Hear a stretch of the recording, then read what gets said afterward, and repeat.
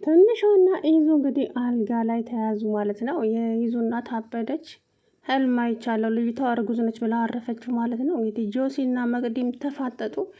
የውሸታሞች መጨረሻ እንግዲህ ያው መዋረድ ነው። መቅደስ እንግዲህ እንደዚህ አፍጥጣ አይኗን የመቅደስ ውሸት ነው የኢዙን እናት እንደዚህ አውሬ ያደረጋት ትንሿ ላይ ማለት ነው እንጂ ትንሿ ምንም አይነት ጥፋት የለባትም። እንግዲህ ትንሿ መቼም ከመቅደስ ብትበልጥ እንጂ አታንስም። ግን መቅደስ የምትባለው በግድ ካላፈቀርከኝ በግድ የኔ ካልሆንክ እያለች ልጁን አሳሩን አበላችሁ።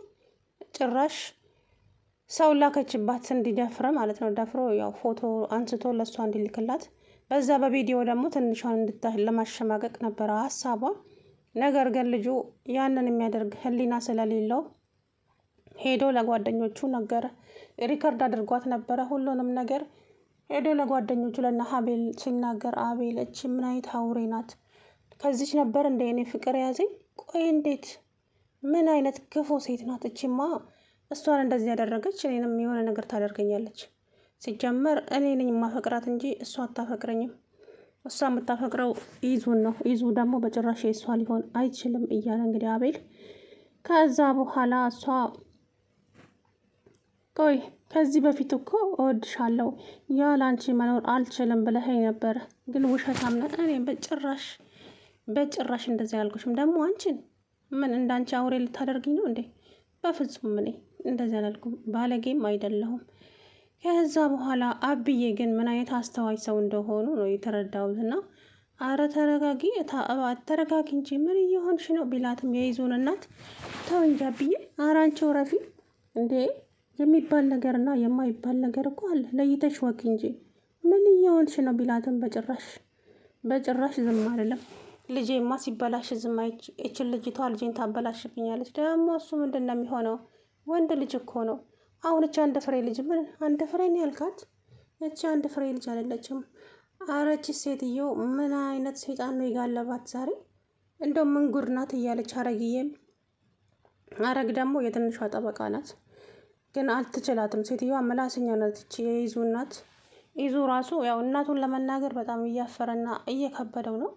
ነገር ግን እማዬ የሚለውን ብቻ ነው እንጂ ሌላ ነገር አይናገርም።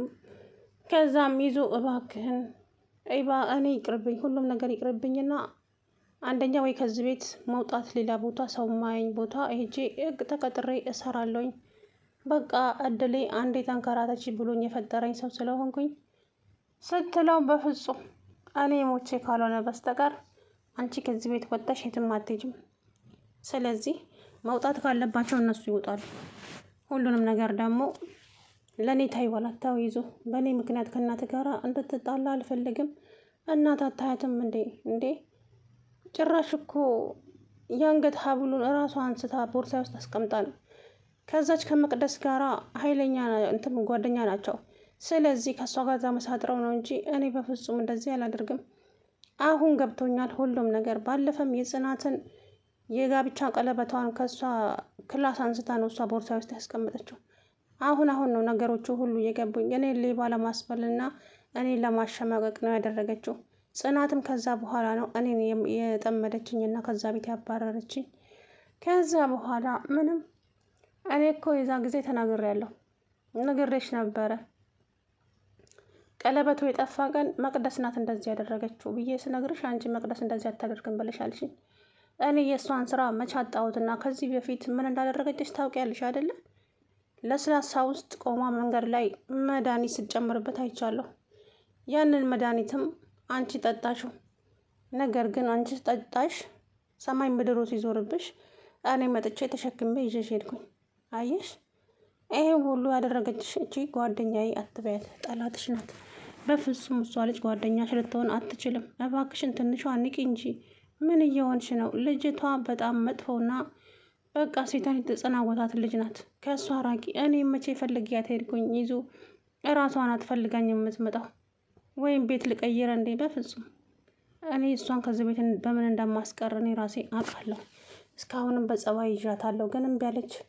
በጣም ነው ያበዛቸው ብሎ እንግዲህ ይዙ በጣም ተናደደ። እውነት ለመናገር አብዬም ደግሞ ኧረ ተይ እንደዚህ አታድርጊ፣ እነሱ ልጆች ናቸው የፈለጉትን ነገር ማድረግ 18 ዓመት ካለፋቸው እኮ ነገሮችን ማሰብ ይችላሉ፣ ማገናዘብ ይችላሉ።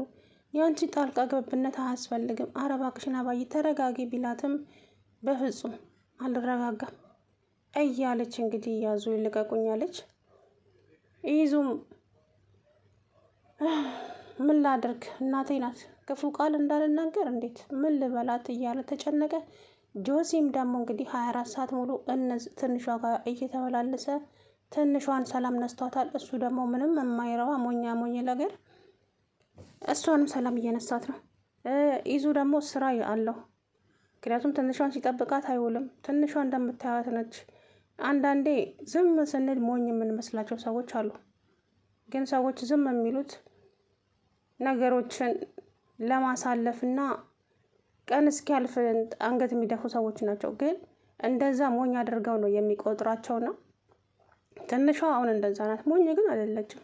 የያዘ ይዟት ነው እንጂ ምክንያቱም ብትናገር ተሰሚነት የላትም። ማንም ዘመድ የምታውቀው ሰው የለም። እዚህ ገጠር ናቸው። ስለዚህ ለዛም ነው መቅደስ የምትባል ወረንጦ እንግዲህ እየተጫወተችባት ያለችው። ጭራሽ የእነ አቤልን ጓደኛ የፈለግከውን ያክል ገንዘብ እከፍልሃለሁ፣ ገንዘብ አይደለም የምትፈልገው። ስለዚህ እችን ልጅ ፎቶዋን እልክልሃለሁ፣ ብቻዋን ስትወጣ ጠብቀህ ይዘህ ድፈራት። ከዛ በኋላ ቪዲዮ ቅረጽና ለእኔ ትልክልኛለህ። ከዛ የትንሿ የእህል ውሃ አበቃ ማለት አይደለም። እሱም ደግሞ እንደምንም ብሎ እሺ ቢላትም ነገር ግን ይሄንን ነገር ለማድረግ አይምሮ አልፈቀደለትም በፍጹም። ስለዚህ ይሄንን ነገር ሄጄ ለጓደኞቼ ለእነ አቤል ማሳየት አለብኝ እንጂ በፍጹም። ከዛም ሄዶ እንግዲህ ዛሬ የምነግራችሁ ነገር አለ፣ ግን ይሄንን ማለት አድርጌዋለሁ ማለት አይደለም። በቃ ሰላም ስለነሳኝ ነው ወደ እናንተ የመጣሁት። መቅደስ የምትባለዋ ልጅ እኔ አላስወጣ አላስገባ ብላኛለች አለ አቤል። አዎ ምን አድርግ እንደምትለኝ ራሱ አላውቅም። ባለፈም ራሱ እንደዛ ስልክ ከእናንተ ላይ እንትን ያለችው እሷ ራሷ ናት፣ ሰው ልካባችሁ። አሁን ደግሞ እኔን የትንሿን ፎቶ እልክልሃለሁ፣ እሷን ለብቻዋ ስትወጣ ድፈራት አለችኝ። ከዛም ያንን ነገር ሪካርዶ አለና አቤል ሲያሳይ እንግዲህ አቤል አረቺ ምን አይነት አውሬ ናት በፈጣሪ፣ እቺ እኮ ሰው አይደለችም እውነት አውሬ ነች እያለ እንግዲህ ከዛ በኋላ በጣም ተናደዱና ለይዙ ደውለው ይዙ አሁኑኑ ልናገኘ እንፈልጋለን። ምንድን ነው የተፈጠረው? እና ቶሎ ባስቸኳይ ምንድን ነው ወዴት ነው ሳትል ቶሎ እንድትመጣ እንፈልጋለን አሉት። ይዙም እንግዲህ ሲሮጥ መጣ። ከዛ በኋላ ምንድን ነው የተፈጠረው? መሆናቸው አቤል ተናገሩ እንጂ ስለ ትንሿ ምን አለች ትንሿ? በቤት እኮ ነው ጥያት የመጣሁት። ስለ እሷ ስልናወራ ነው። እባክን ተረጋጋ።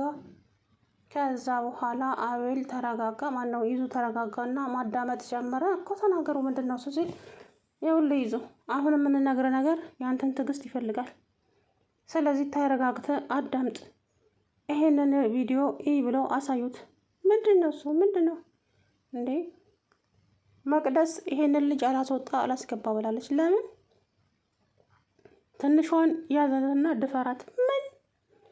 አትደንግጥ እንጂ ምንም አላደረጋትም እኮ ግን ስለተባለ ነው። ልጁ ደግሞ ሊናው ስላስቸገረው እኛ ጋር መጥቶ ተናገር። እኛ ደግሞ አንተን ጠራን። ግን የሆነ ነገር ይችን ልጅ ማድረግ አለብን ቶሎ ብለን በሆነ ነገር አስፈራርተን ከትንሿ ላይ አይኑን እንድታነሳ ማድረግ ነው። ቆይ እኔ ምን ባደርግ ነው የሚሻለኝ? ቆይ ይችን ልጅ ምን ላደርጋት ሲል እንግዲህ ያዙ ይልቀቁኝ አለ። ከዛም ወደ ቤት ሲመለስ እዛው ቁጭ ብላለች ጭራሽ። ከዛ አንቺ እዚህ ቤት ውስጥ ካሁን በኋላ አይንሽን ላይሽ አልፈልግም፣ እቤት እንዳትመጪ ሲላት ምን አግብቶ ቤቱ እኮ የኔ ነው፣ በእኔ ቤት ደግሞ ማን መጣ ማን ገባ ትላለ እንዴ? ልቁንስ እችን ያንተን መድረሻ ቢስ መንደሬ ከዚህ ቤት ውልቅ አድርገህ አውጣልኝ አለችው። እማዬ ትንሿን ምንም ነገር እንድትያት አልፈልግም፣ ገባሽ? ትንሿ መንደሬ አይደለችም።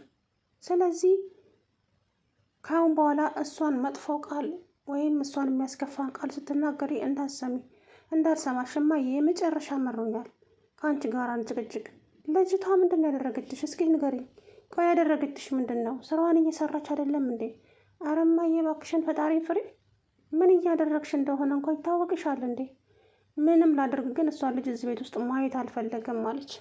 እንግዲያውስ እውነቱን ልንገርሽ እማዬ፣ ትንሿ ወደድሽም ጠላሽም ከዚህ ቤት የትም አትሄድም አላት። ከዛ በኋላ እንግዲህ ሻንጣዋን አስይዛ ብታባረራትም ኢዙ ግን መልሶ ወደ ቤት አመጣት ማለት ነው። እሷ ግን እባክህን በእኔ ምክንያት ከእናት ጋር እንድትጣላ አልፈልግም፣ ዝም ትንሿ ምንም አትበይኝ፣ ተከታይኝ ወደ ቤት ብሎ ወደ ቤት ይዟት ሄደ ማለት ነው። ከዛ ቤት ሲደርስ እንግዲህ ሴትይቱ አበደች። ሰላም ውድና የተከበራችሁ የቻናል ቤተሰቦች እንዴት ናችሁ? አለው ደህና ነኝ። እንግዲህ ይዙና ትንሿዬ አንድ ላይ ነበሩ አደሩ ማለት ነው። ምክንያቱም የትንሿ መኝታ ክላስ ስለ አብዬ ተለቆላቸዋል።